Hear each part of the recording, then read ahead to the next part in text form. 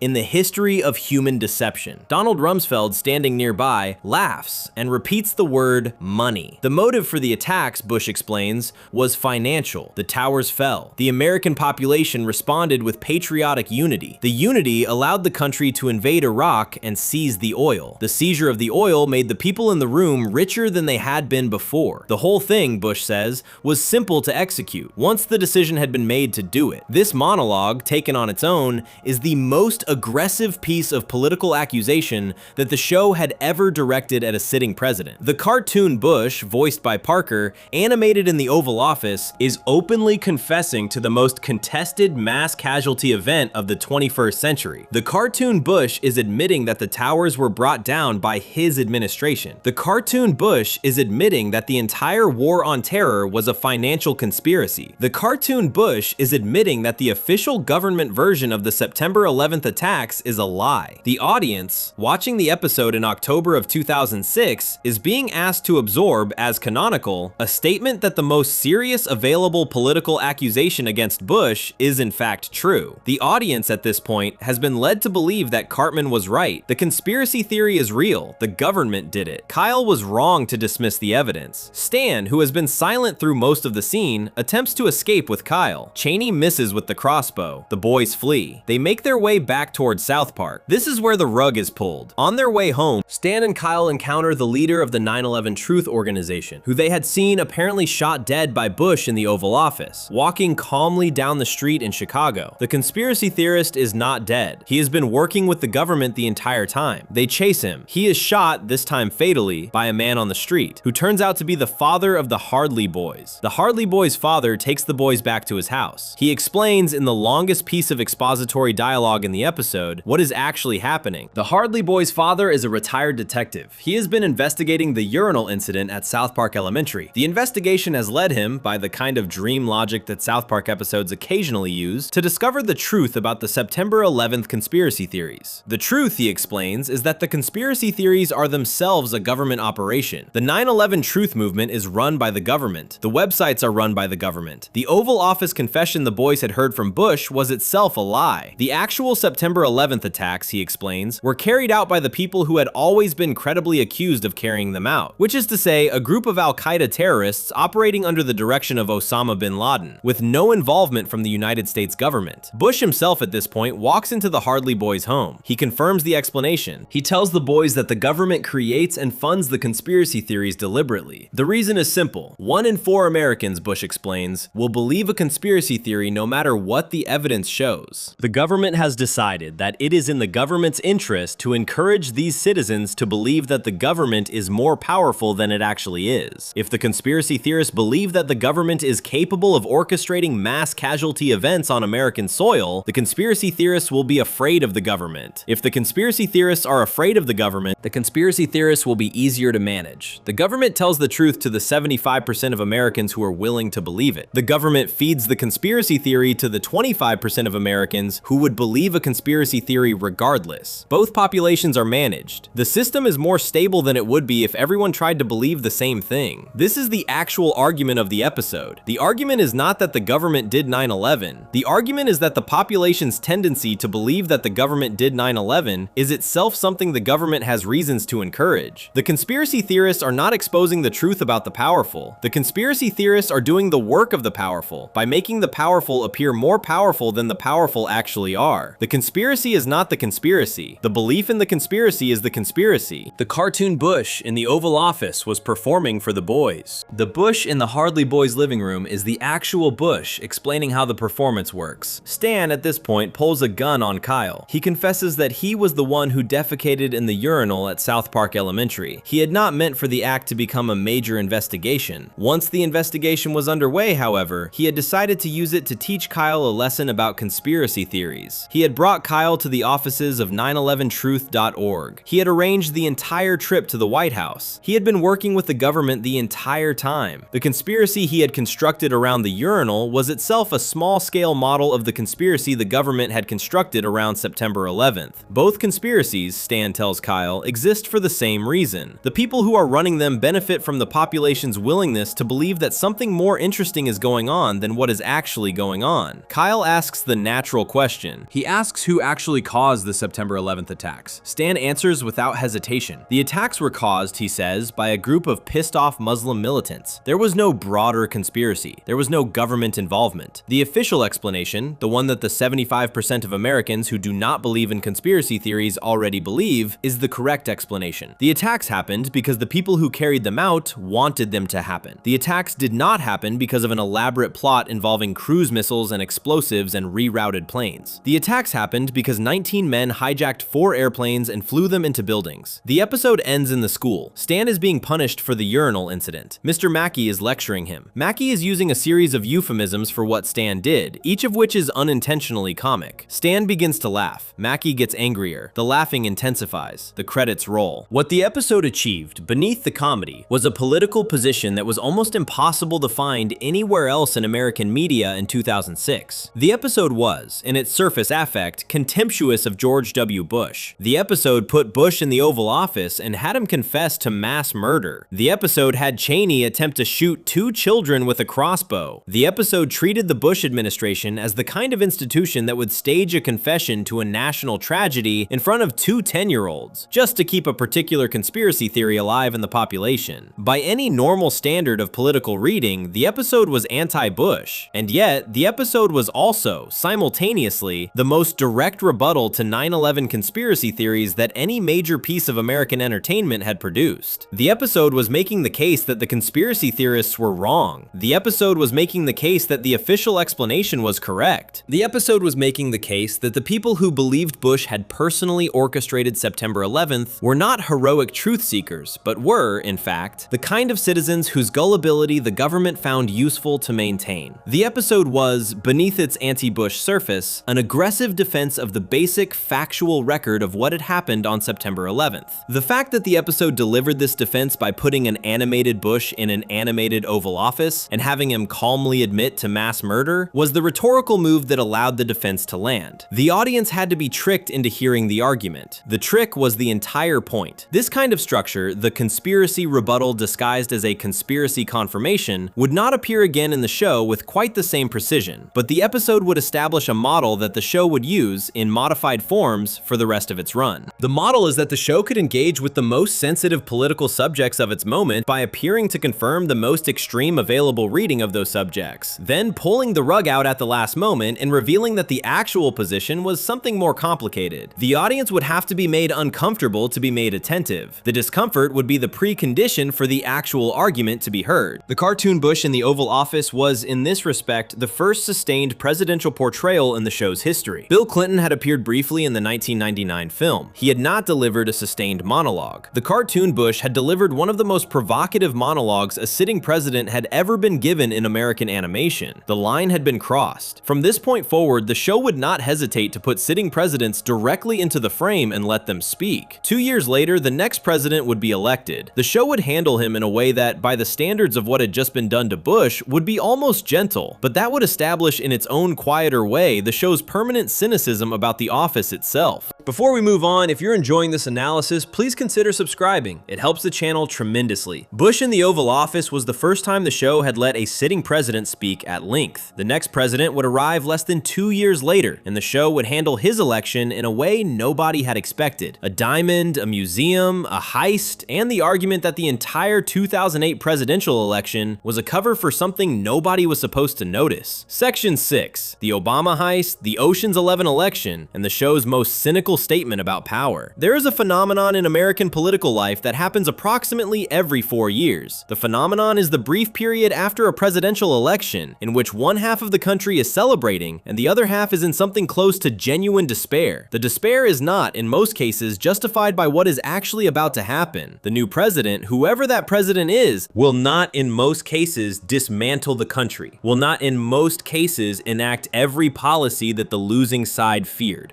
will not in most cases produce the apocalyptic outcomes that the losing campaign suggested would follow from a victory by the other team. The new president will, in most cases, govern in a manner that resembles, in its broad outlines, the manner in which the previous president governed, with adjustments at the margins that will feel enormous to the people who care about politics intensely and will feel imperceptible to the people who do not. This phenomenon, the gap between the apocalyptic emotional response to an election outcome and the relatively modest material consequences of that outcome, is one of the most consistent features of American political life across the entire post-Watergate era.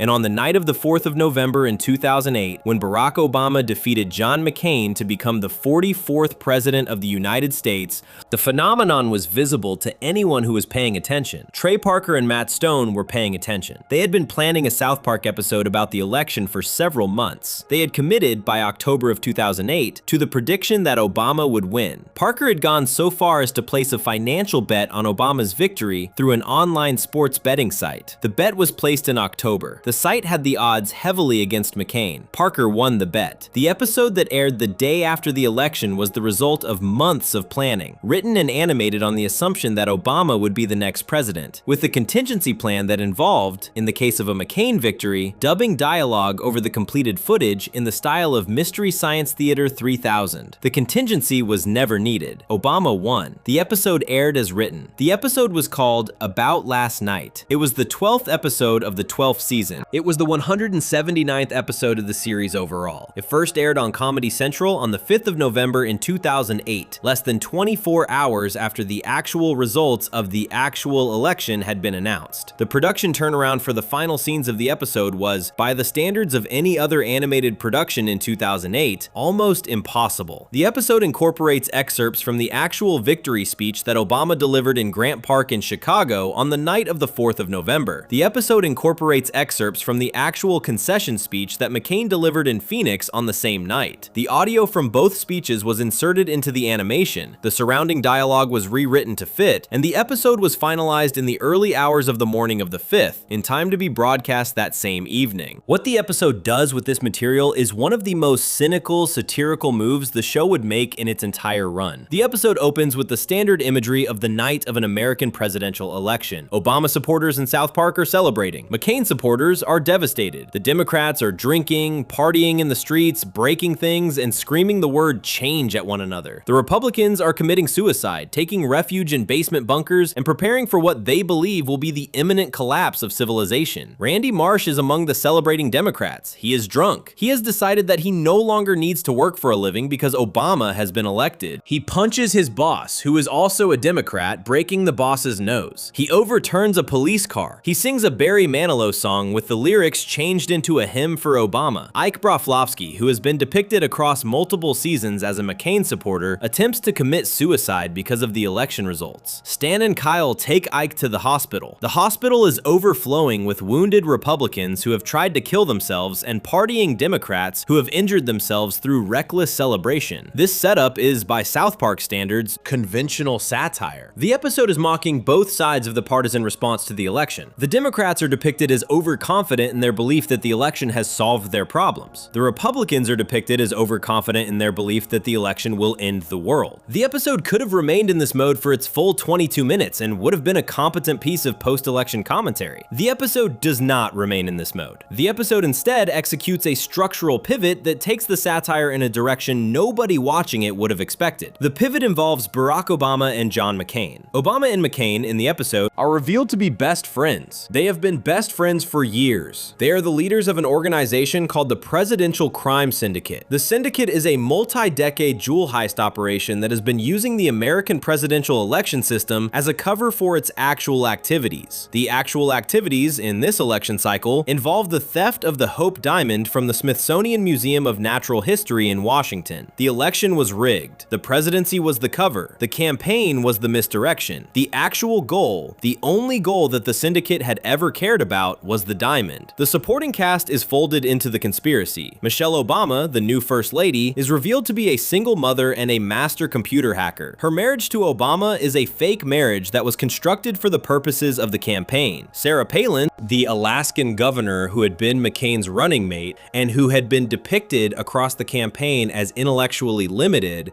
is revealed to be an extraordinarily intelligent British secret agent who has been working with the syndicate from the beginning. Her American accent and her folksy mannerisms have been a deep cover. Her actual voice is articulate, English, and educated. The cartoon Palin in the episode addresses the other members of the syndicate as colleagues in a sophisticated criminal operation. Ike Broflovsky, the suicidal McCain supporter, is revealed to have been a member of the syndicate the entire time. The whole of his apparent grief at McCain's defeat was a performance. He has been working with the team. The heist itself plays out in the style of the Steven Soderbergh film Ocean's 11, which had been released in 2001 and had made a particular kind of stylish, multi-character heist sequence available to American audiences. The South Park heist sequence borrows the visual grammar of the Soderbergh film. There are split screens, there are coordinated movements between team members, there are tense moments in which the operation appears to fail before recovering. There is a final sequence sequence in which the diamond is removed from its display, the syndicate escapes, and a private jet is destroyed with dummies of the criminals on board, allowing the entire team to be declared legally dead and to disappear from public life. This is where the episode does something unexpected. After the heist has been completed, after the team has been declared dead, after the members of the syndicate are gathered at Dulles International Airport to leave the country and begin their new lives, Obama announces that he will not be going with them. He has decided, against the wishes of his own team, that he wants to actually serve as President of the United States. He wants to give the job a try. Michelle Obama agrees to stay with him. The rest of the syndicate departs. The new first couple drives back to Washington to begin the next 4 years. The other half of the episode resolves the partisan responses in a similar way. The Republicans, who have spent the night of the election in an underground bunker waiting for the apocalypse, emerge the next morning and discover that the world has not ended. The sun has risen. The country still exists. They are not in danger. They look at each other with a sense of mild embarrassment. They agree that they were probably overreacting. They decide that they will give Obama a chance. If Obama turns out to be as bad as they had feared, they will work to vote him out in 4 years. In the meantime, life will go on. The Democrats, who have spent the night of the election partying in the streets, wake up in their beds the next morning with severe hangovers and damaged property. Randy Marsh wakes up on his couch with no pants on and his television missing. Stan informs him that his boss has called and that Randy has been fired for punching the boss in the face. Randy reacts to this news by becoming furious. He concludes that Obama has lied to him. He had voted for Obama in the belief that he would no longer have to work for a living. The fact that he has been fired for assaulting his employer proves, in his interpretation, that Obama is a liar. He shouts that he should have voted for McCain. The episode ends. What the episode is arguing, beneath its surface comedy, is one of the most aggressive pieces of political cynicism that the show would ever produce. The argument is not that Obama is bad. The argument is not that McCain is good. The argument is not even that the system is corrupt in the conventional sense of corruption. The argument is that the partisan emotions surrounding the election are, when looked at from a sufficient distance, almost completely unrelated to the actual operation of power. The Republicans who feared the apocalypse were wrong. The Democrats who expected paradise were wrong. The election did not change the country in any of the ways either side had predicted. The actual people running the country in the show's deliberately exaggerated framing were running the country for reasons that had nothing to do with the policy preferences of either party. The diamond heist is, in this reading, a metaphor for the way the actual machinery of power operates regardless of which team has nominally won the election. The candidates are co-conspirators. The campaign is theater. The voters are the audience. The performance is what allows the actual operation to continue without interference. This argument is, when laid out plainly, more cynical than almost anything the show had previously suggested about American politics. The 2004 episode Douche and Turd had argued that the choices were unappealing, but that participation was still required. The 2008 episode is arguing that the choices are essentially identical, that the candidates are personal friends, that the campaign is a mutually agreed upon performance, and that the voters' emotional investment in one outcome over the other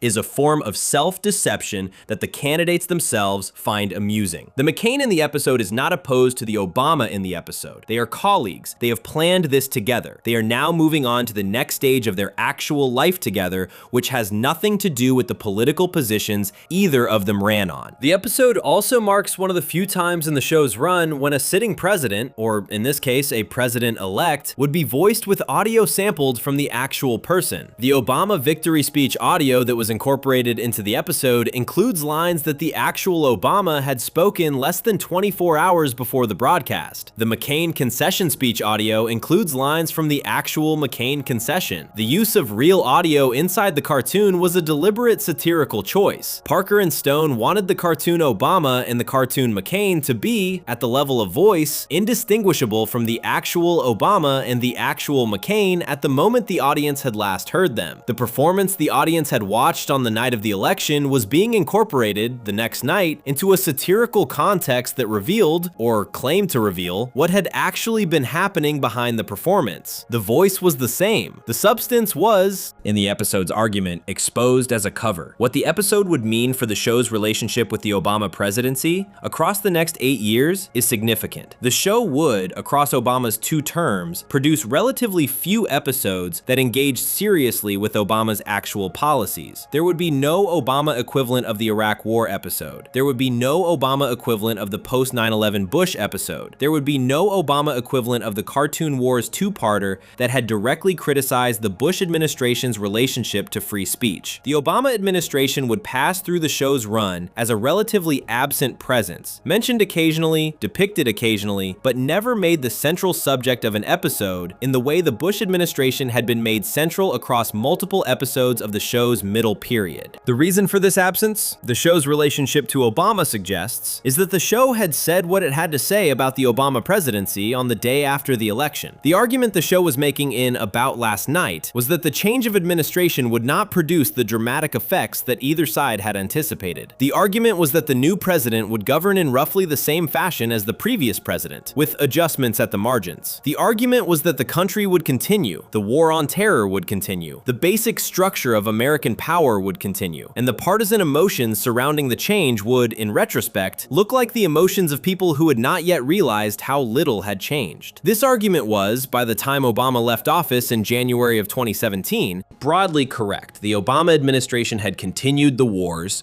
the Obama administration had continued most of the surveillance programs that the Bush administration had started, the Obama administration had continued the basic structure of American power that the previous administration had put in place. There were differences. The differences were real. The differences were, however, smaller than the partisan emotions on both sides had predicted they would be. South Park, on the day after the election, had already made the case that this would be the outcome. The show had nothing left to say about the Obama presidency that was not already said. The Hope Diamond, in the show's framing, had already been stolen. The next 8 years were the part of the heist movie where the credits roll. The next presidency would be different. The next presidency would force the show, against its own preferences, to abandon almost every habit it had developed across its first 2 decades of presidential satire. The next presidency would prove that the structural cynicism of About Last Night, the argument that the candidates were essentially interchangeable, was a position the show could no longer hold. Something was about to happen that the show had not predicted, but the show did not believe was possible, and that would, when it arrived, force Parker and Stone to write some of the most chaotic and revealing episodes of their entire run. Before we move on, if you're enjoying this analysis, please consider subscribing. It helps the channel tremendously. About Last Night was the show at its most cynical about American power, treating both candidates as members of the same crew. The next president would test that cynicism in ways the show had not prepared for. A Bin Laden episode that aired 7 months before a Navy SEAL raid in Pakistan, a hunting accident with a crossbow, and the long argument the show had been quietly building about the post-9/11 White House until reality finally caught up with it. Section 7, the Bin Laden prediction and the 13-year Bush argument the show was quietly conducting. There is a category of South Park episode that has, over the years, been collected by fans into long lists with titles that suggest something supernatural is going on. The lists are titled things like The Times South Park Predicted the Future, or The Times the Show Saw It Coming, or The Predictions That Came True. The implication of these lists is always the same. The show is, by some unexplained mechanism, capable of seeing into events that have not yet happened. The show airs an episode that contains a specific detail. The detail, weeks or months or years later, becomes a real event in the real world. The supernatural framing is, of course, not what is actually happening. The show is not predicting the future. The show is paying close attention to the present. The show is paying closer attention than the rest of the country is paying. The show is reaching conclusions about specific people and specific institutions before the rest of the country has had time to process the same information. When the conclusions turn out to be correct, the people who had not been paying attention call it a prediction. The people who had been paying attention call it a confirmation. The clearest example of this pattern in the entire run of the show involves Osama bin Laden. The Bush years had given Parker and Stone a singular target in the form of the post-9/11 American national security state, and bin Laden was the ghost at the center of that state. He was the man whose continuing freedom justified an entire decade of American foreign policy. He was the man whose name was invoked in some form in every major political argument of the Bush presidency. The show had been engaging with his presence in the American imagination since the first South Park episode that aired after the September 11th attacks.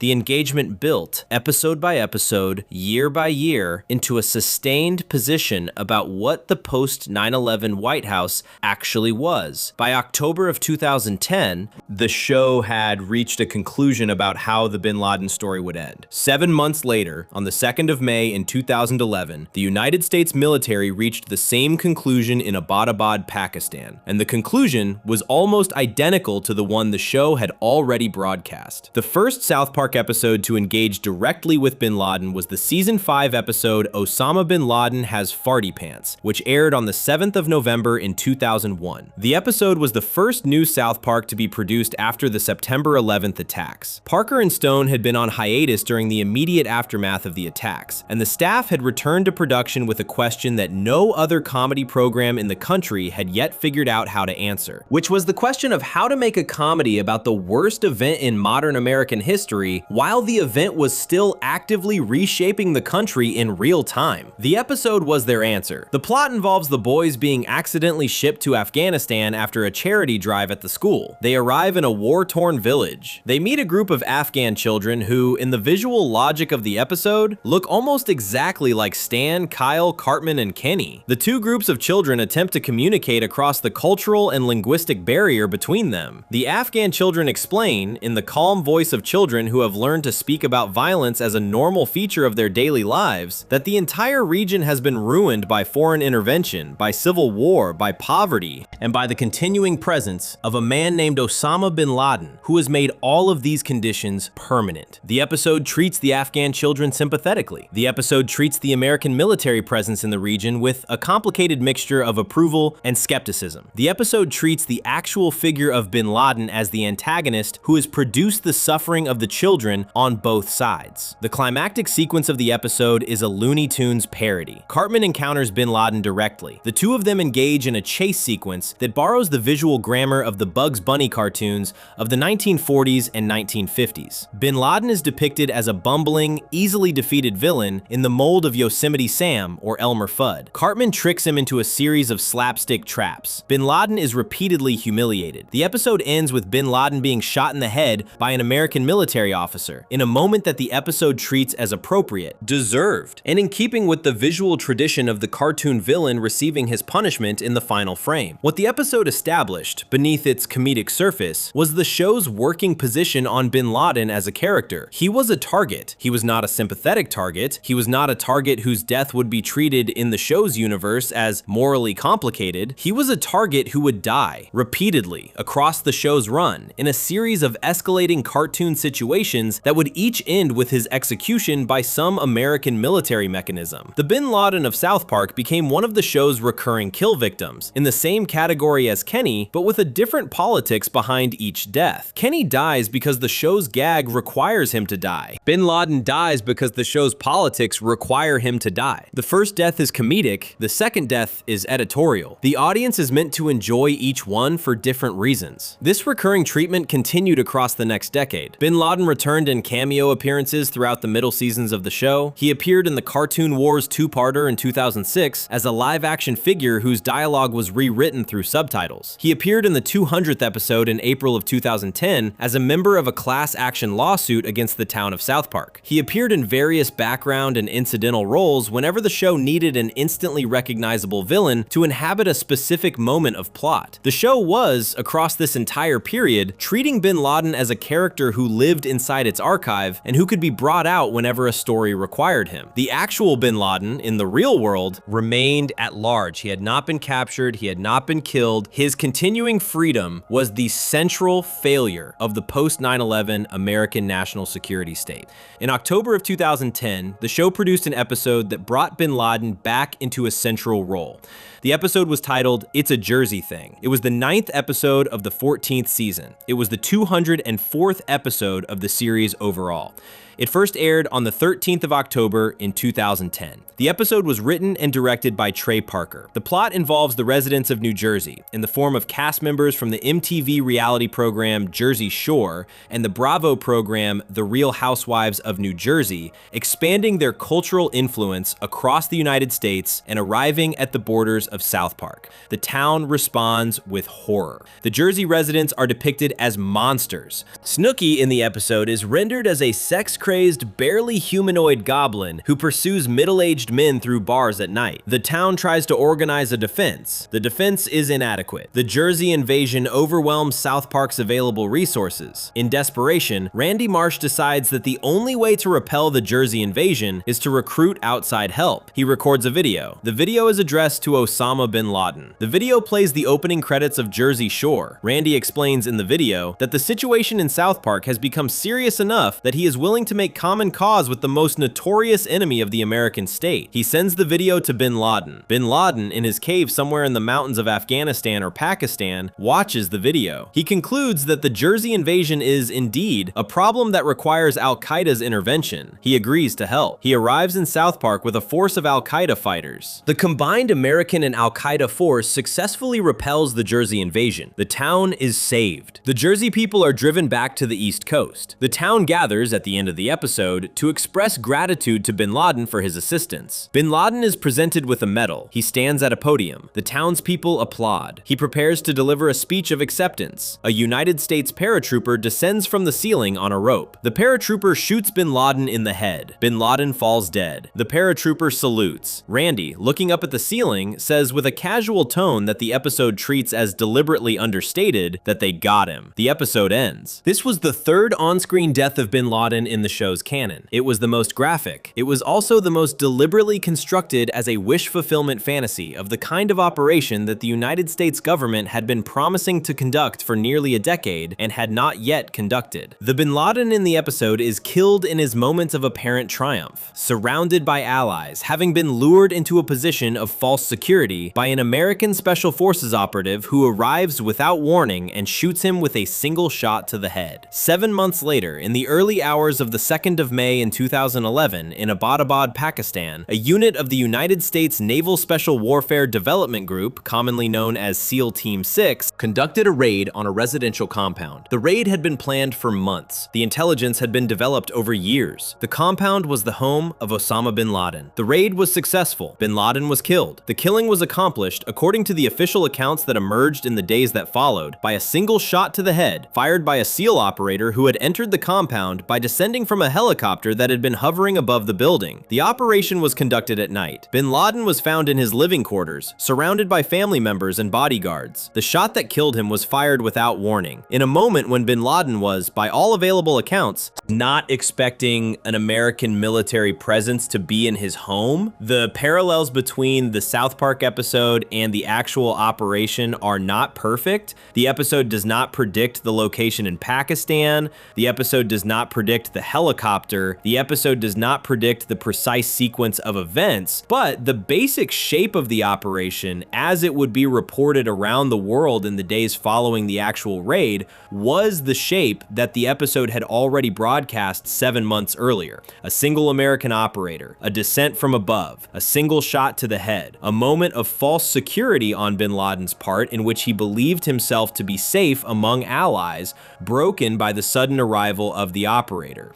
The episode had given the country a fantasy of the operation it had been waiting for. The actual operation, when it came, resembled the fantasy more closely than the United States government's official prior representations of how such an operation might unfold. Comedy Central, in the days following the actual raid, re-aired both Osama bin Laden Has Farty Pants and It's a Jersey Thing. The network's decision to re-air the episodes was, in part, an acknowledgement that the show had been engaging with the bin Laden question across an entire decade, and had reached a conclusion about how the question would resolve. The audience watching the re-airs was watching, in the second episode in particular, a fantasy that had become a kind of journalism. The episode that had been a piece of cartoon wish fulfillment when it aired in October of 2010 had become, by May of 2011, a piece of pre-coverage of an event that had happened in the real world. What the bin Laden arc reveals about the show's relationship to the post-9/11 White House is that South Park had been conducting, for the entire Bush presidency and into the Obama presidency, a sustained argument about American power and American failure that the show's audience had not always recognized as an argument. The argument was that the United States had identified bin Laden as the central enemy of the post-9/11 era, had committed enormous resources to his capture or killing, and had continued for nearly a decade to fail at the basic task of finding and eliminating him. The argument was that this failure was a feature of the post-9/11 national security state rather than a temporary embarrassment. The argument was that the political class, House, across both Republican and Democratic administrations, had used bin Laden's continuing freedom as a justification for policies that would have been difficult to justify on their own terms. The argument was that the resolution of the bin Laden problem, when it eventually came, would be smaller and quieter and more personal than the political class had been suggesting it would be. The show, in the bin Laden episodes, kept resolving the problem at the level of cartoon.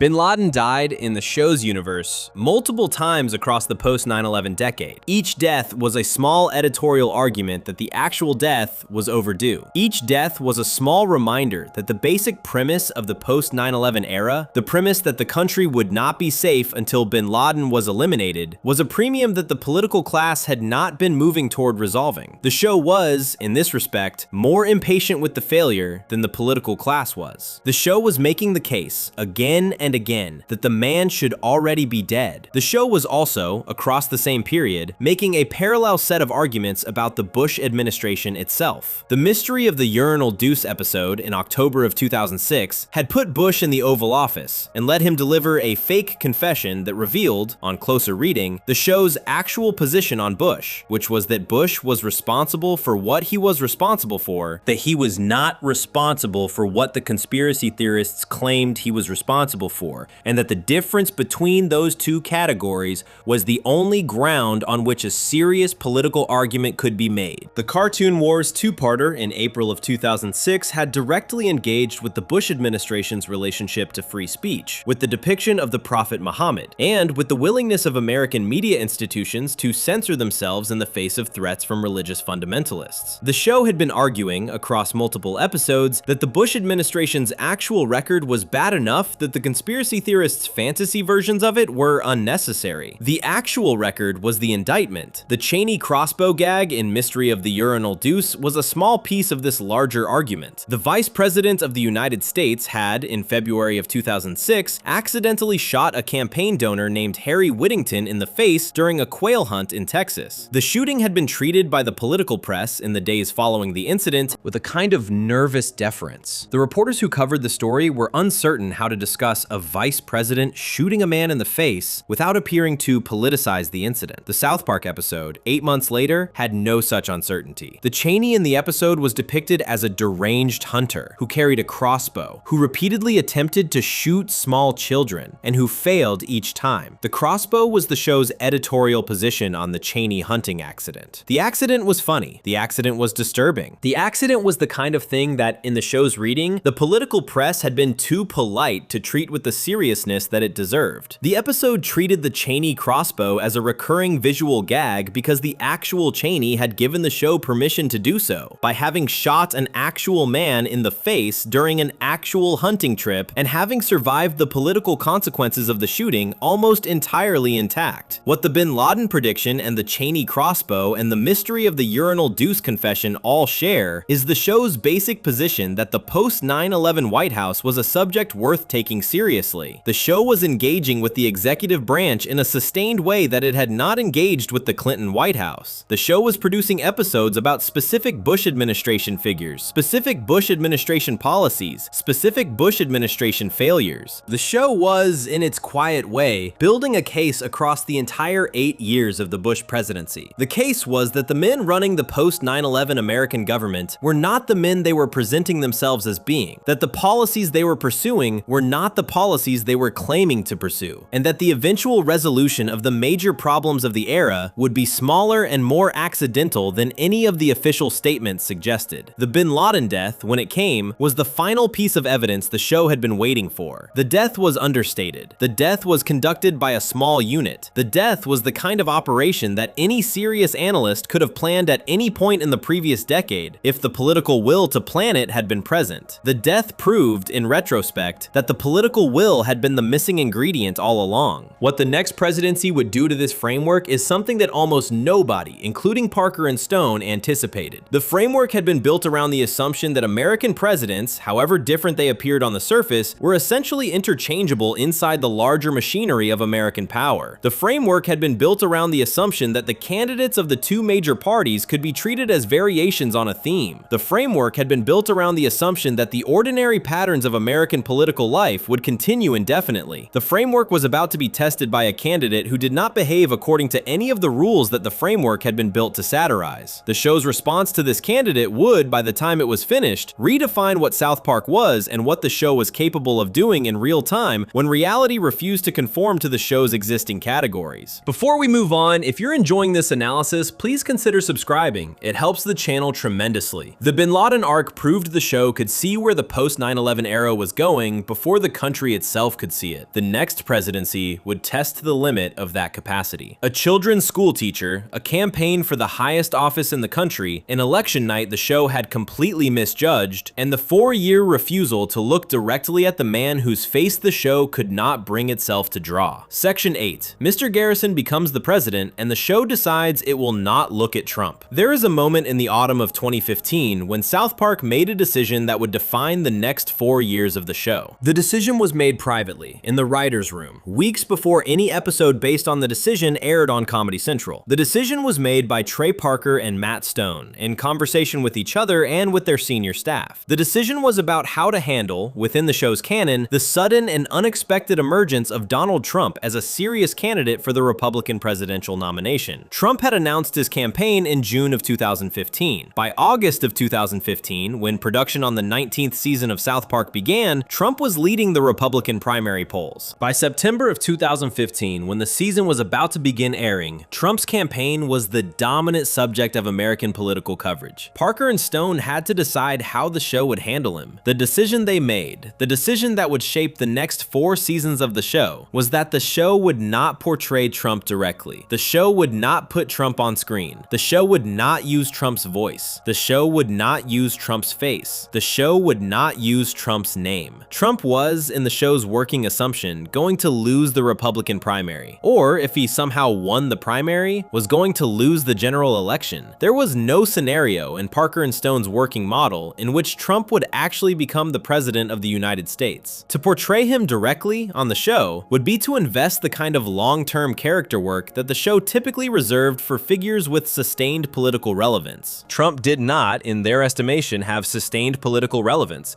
He had, at most, 6 months of relevance. The show would handle him through a substitute character. The substitute character was Mr. Garrison. The decision to use Garrison as the Trump stand-in was not arbitrary. Garrison had been on the show since the pilot episode in August of 1997. He was one of the most fully developed adult characters in the show's universe. He was a 4th grade school teacher who had, across the show's run, demonstrated almost every behavioral trait that Trump's campaign was being criticized for. Garrison was loud. Garrison was vulgar. Garrison was sexually erratic. Garrison held racist and xenophobic views that he expressed openly in his classroom. Garrison was incapable of self-reflection. Garrison was, in the show's existing canon, the closest thing the show had to a built-in caricature of the kind of public figure that Trump represented. The decision to use Garrison was, in this respect, an efficient one. The character already existed. The character already had the relevant traits. The character could be deployed without requiring the show to invest in a new caricature that would, in Parker and Stone's projection, become useless within 6 months. The first episode of the Garrison as Trump arc was Where My Country Gone, the second episode of the 19th season, which aired on the 23rd of September in 2015. The episode involves a wave of illegal Canadian immigrants arriving in South Park. Garrison, in his role as the boys' school teacher, becomes outraged by the influx. He delivers a series of speeches about the need to deport the Canadians. He proposes the construction of a wall. He gives interviews in which he makes increasingly inflammatory statements about Canadian immigrants. The plot of the episode tracks Garrison's progressive escalation of his political position, with each escalation drawing larger crowds of supporters who find his rhetoric exhilarating. The town begins to take him seriously. Garrison, after discovering that Canada has already built a wall on its southern border to keep Americans out, travels to Canada and confronts the Canadian president, who is depicted in the episode as a cartoon Donald Trump. The two of them engage in a violent confrontation. Garrison ultimately rapes the Canadian president to death. The Canadian president in this episode is the show's first and only direct portrayal of Donald Trump as Trump. He is drawn in standard South Park style. He has the recognizable hair. He has the recognizable orange complexion. He is depicted as a populist demagogue who rose to power in Canada through a campaign that the Canadian voters had treated as a joke. The Canadian voters, in the episode's framing, had assumed that nobody would actually take Trump's campaign seriously. They had laughed at his outrageous statements. They had not voted in sufficient numbers against him. He had won. The episode treats this Canadian outcome as a cautionary tale for the American audience. The implication of the framing is that the same thing could happen in the United States if the American audience continued to treat Trump's campaign as a joke. The episode ends with Garrison, having killed the Canadian Trump, deciding to launch his own campaign for the American presidency. He announces that he will run on a platform of mass deportation of Canadian immigrants. He chooses Caitlyn Jenner as his running mate. He travels to Washington to begin his campaign. The episode, having killed off its only direct Trump portrayal, has now installed Garrison as the show's permanent Trump substitute. From this point forward, every storyline involving the 2016 presidential campaign would feature Garrison rather than Trump. The decision to kill the Canadian Trump in the second episode of the season was, in retrospect, a kind of insurance policy. Parker and Stone had been concerned that a direct Trump portrayal would, if Trump dropped out of the race or lost the primary, become quickly dated. By killing the Canadian Trump in the show's canon, they ensured that the figure of Trump himself could not return to the show without significant explanation. The figure of Garrison, by contrast, could continue to function as a Trump-shaped character regardless of what the actual Trump did in the actual election. If Trump lost, Garrison could be repurposed for a different storyline. If Trump won, Garrison could be elevated to the show's version of the presidency. The substitute structure gave the show flexibility that a direct Trump portrayal would not have given. What the show did not anticipate, however, was the scale of Trump's actual political success across the year that followed. Garrison's campaign throughout the 19th season and into the 20th season in 2016 tracked Trump's actual campaign with increasing precision. Each escalation of Trump's actual rhetoric was matched within weeks by a corresponding episode in which Garrison delivered an even more extreme version of the same rhetoric. The show was, by the spring of 2016, in a position where it was running a Trump campaign in parallel with the actual Trump campaign. The two campaigns were, episode by episode, becoming difficult to distinguish. The 20th season, which aired between September and December of 2016, was constructed as a serialized arc that ran through the actual presidential campaign. Hillary Clinton in this season was depicted in her actual real-world form, with her actual face, voice, and identity. Garrison, by contrast, continued to function as the Trump substitute. The season's working assumption, the assumption that had been built into the writing process for the entire season, was that Hillary Clinton would win the election. The writers had constructed the season's storylines around this assumption. The season's planned final episode was titled The Very First Gentleman, in reference to Bill Clinton's expected new title in the new administration. The final episode would be, in the writer's projection, an episode about the Clinton presidency beginning. The Garrison campaign would, in the projection, end in his defeat, which would resolve the season's various storylines about masculinity, political resentment, and the cultural dynamics of the campaign. The actual election was held on the 8th of November in 2016. Trump defeated Clinton. The result was, by the standards of pre-election polling and pre-election expert consensus,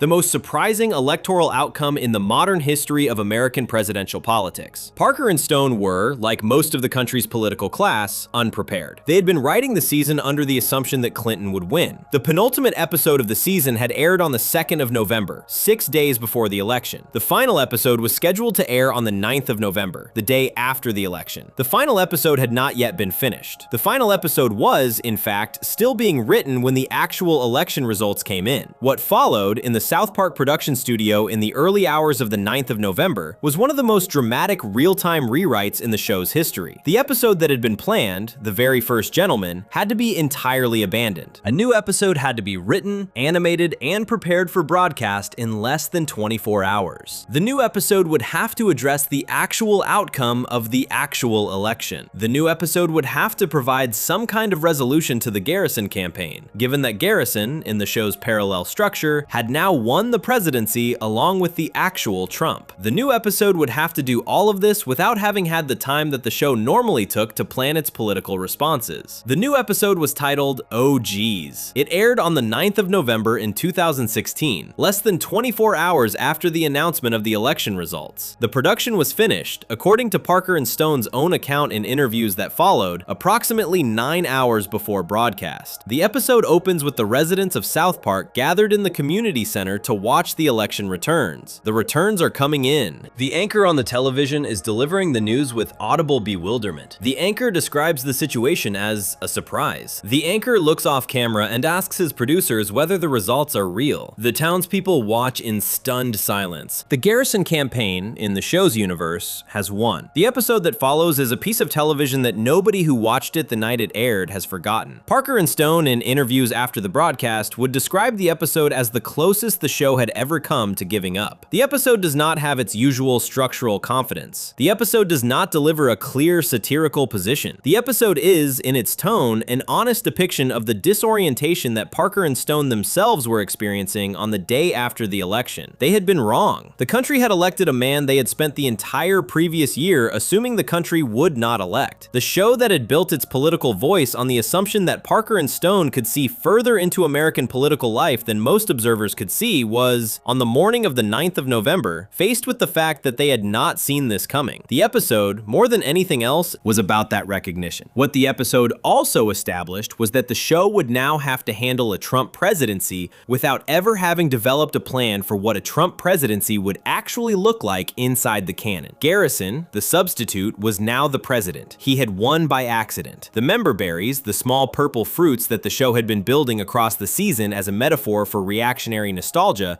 had carried him over the line. The member berries had been written as a satirical device meant to explain how a man like Trump could plausibly come close to winning. Now that the man had actually won, the member berries had become the show's working explanation for the entire election outcome. For the next 4 years, across seasons 21, 22, 23, and into the pandemic special and the South Park Q vaccination special in seasons 23 and 24, the show would continue to use Garrison as the Trump substitute. The treatment was not, throughout this period, particularly aggressive. The show pulled back from the Trump material in the years after the election. Garrison appeared less frequently. The political storylines about the presidency moved into the background. The show focused during these years on subjects that had less immediately to do with the executive branch. Tegrity Farms, Randy's marijuana operation became the dominant storyline of the late teens. The show continued to comment on Trump-era issues, but the commentary was usually delivered through metaphor rather than through direct presidential portrayal. The reason for this pullback has been discussed by Parker and Stone in multiple interviews across the period. The basic reason was that they had become exhausted by the politics. They felt that real life had become too absurd to satirize effectively. The actual events of the Trump presidency were, in their assessment, beyond the show's capacity to exaggerate for comedic effect. The show could not, in their working belief, produce a fictional version of the presidency that was more striking than the real version of the presidency. They chose, in the absence of a satisfying way to engage with the material, to engage with it less. The pandemic special, which aired on the 30th of September in 2020, was an exception. The episode was the first hour-long South Park special. It was a direct engagement with the COVID-19 pandemic, the federal response, and the broader political environment of the late Trump era. Garrison in the episode appears as the president, refusing to take calls from the Centers for Disease Control, the Food and Drug Administration, and Anthony Fauci. The episode includes a scene in which Stan calls the White House and pleads with the president to do something about the pandemic. Garrison refuses. He explains that he has decided to do nothing about the virus because the virus is disproportionately killing Mexicans, which serves his original campaign promise to eliminate Mexican immigrants. He pulls out a chart demonstrating the disproportionate impact of the virus on Latino populations. He treats the pandemic as a useful instrument of his deportation policy. The episode ends with a scientist developing a cure for the virus. Garrison arrives with a flamethrower and burns the scientist alive, preventing the cure from being released. He turns to the camera and reminds the audience to vote in the upcoming election. The pandemic special was the most aggressive treatment Garrison as Trump received in the entire 4-year run. The episode treated the president as the active cause of the pandemic's continuation. The episode treated the president as a man who would commit murder to prevent the pandemic from ending. The episode treated the federal response as a deliberate failure rather than an accidental one. The criticism, however, was still being delivered through a substitute. The man being burned in effigy was still Garrison rather than Trump. The face the show was showing the audience was still the cartoon teacher rather than the actual president. This 4-year refusal to look directly at Trump, the 4-year insistence on handling him through a substitute, was the show's working strategy from September of 2015 through the end of his first term in January of 2021. The strategy had its costs. The strategy had its limitations. The strategy did not, in retrospect, produce the kind of sustained political work that the show had produced about previous administrations. The Bush years had given the country I'm a Little Bit Country and Mystery of the Urinal, Deuce, and the Cartoon Wars 2-parter, and a long Bin Laden arc. The Trump years had given the country a substitute character, making generally sharp but generally indirect commentary, with the actual figure of Trump kept off screen, except for the brief period in 2015 scene when the Canadian Trump had been killed in his only direct appearance. The strategy would change. The strategy would change in the most dramatic way possible. By the time Trump returned to the presidency in January of 2025, after winning the second presidential election of his political career, Parker and Stone had spent 8 years thinking about what they had failed to do during his first term. They had decided, by the time the second term began, that the substitute approach had been a mistake. They had decided that the show would handle the second term differently. They had decided specifically that the second term would be the moment the show stopped looking away from the man at the center of the office and would begin, after almost 3 decades of restraint at varying degrees, to look at him directly. Before we move on, if you're enjoying this analysis, please consider subscribing. It helps the channel tremendously. The 4-year refusal to look directly at Trump was the show's working strategy through his entire first term. The second term would force the show to abandon every habit it had developed during the first. A 2-year hiatus, a $1.5 billion deal signed 2 days before broadcast, and an episode that put the actual face of the actual president directly into the frame for the first time in the show's history. Section 9, Sermon on the Mount, the $1.5 billion deal, and the show's open war with its own network and the president. There are 2 days in July of 2025 that, when placed next to each other, tell a story nobody who follows American media had expected to see. The first day is the 21st of July. On that day, Trey Parker and Matt Stone signed a new 5-year deal with Paramount Skydance, the parent company of Comedy Central. The deal was reported across the entertainment press to be worth approximately $1.5 billion. The deal would produce 50 new episodes of the show across the 5-year period. The deal was, by any reasonable measure, one of the largest individual creator deals in the history of American television. The second day is the 23rd of July. On that day, 2 days after the signing, Comedy Central broadcast the first new traditional South Park episode in over 2 years. The episode was titled Sermon on the Mount. The title was a deliberate pun. The mount of the title was Paramount, the company that had signed the deal 48 hours earlier. The episode was, in its primary content, a sustained satirical assault on Donald Trump and on Paramount itself for its handling of its corporate relationship with the Trump administration during the months leading up to the broadcast. The plot moves quickly to the White House. The cartoon Trump is depicted in his bedroom. He is in bed with Satan. The animation technique was new for an American president. Trump's head was a cutout photograph of his actual face, attached to an animated body in the visual style the show had previously reserved for foreign dictators like Saddam Hussein. The voice was enhanced through deepfake technology developed by Parker and Stone's artificial intelligence company Deep Voodoo. The result was a figure who looked like the actual president, sounded like the actual president, and was being placed in situations the actual president would never agree to. The situations were aggressive. The Trump in the episode argued with Satan about whether his name had appeared in the Jeffrey Epstein client files, referencing the actual political controversy of July 2025, in which Attorney General Pam Bondi had announced the administration would not be releasing documents the administration had previously promised to release. The episode included a sequence in which Trump was depicted with a micropenis, treated as a recurring visual joke. The closing sequence was a public service announcement showing the actual face of Donald Trump, deep-faked onto a body, walking naked through a desert. The production of the PSA, according to Parker himself in interviews after the episode aired, involved a 4-day internal argument with Paramount's Standards and Practices Department. Parker and Stone were told the penis had to be blurred. They refused. They proposed putting eyes on it, turning it into a character, which would mean the penis no longer required blurring. The argument lasted 4 days. Parker won. The penis appeared with eyes. The Paramount component of the episode is, in many ways, more significant than the Trump component. The episode includes a scene in which Jesus, having been forced into the South Park elementary classroom, gathers the residents of the town and explains through clenched teeth that his presence in the school is part of a settlement of a lawsuit between Paramount and the federal government. Jesus tells the townspeople not to protest the situation. He points to the cancellation of The Late Show with Stephen Colbert, which had been announced by CBS earlier in July of 2025 after CBS settled a Trump lawsuit. Jesus tells the townspeople that Paramount owns CBS, that Paramount has paid Trump to make a problem go away, and that the townspeople should accept the religious indoctrination of their children rather than risk a similar settlement. This is, in plain terms, a public statement from the show's creators that the company that owns the show has been corrupted by its commercial relationship with the federal government. The statement is being delivered through Jesus. The statement is being delivered inside a Paramount-funded production. The statement is being delivered 2 days after Parker and Stone signed a $1.5 billion